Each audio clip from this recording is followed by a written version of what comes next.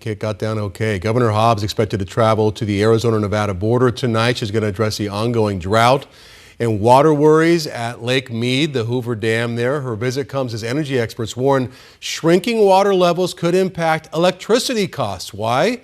That's because the Hoover Dam, which has a big generator right there inside the dam, could see power generation drop by as much as 80% by the end of the year.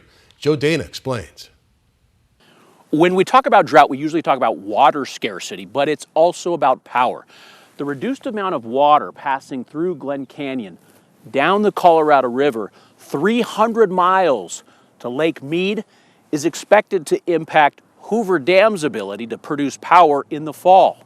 And that could impact all of us. It's all connected: drought, snowpack, water runoff, and hydropower generated by these marvels of technology.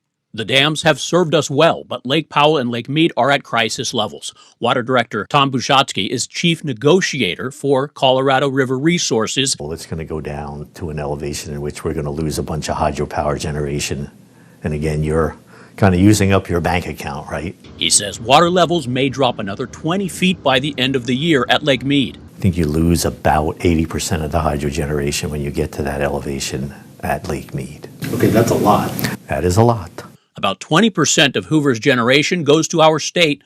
So where will power companies in the Southwest get that lost electricity? You've got to go on the grid to find it. You have to assume, since they're going onto the grid, and hydropower is one of the cheaper sources of power, you could expect that impact to occur. As Governor Katie Hobbs prepares to visit the Lake Mead region tomorrow, she declined to speculate on how the water shortage could affect electricity markets.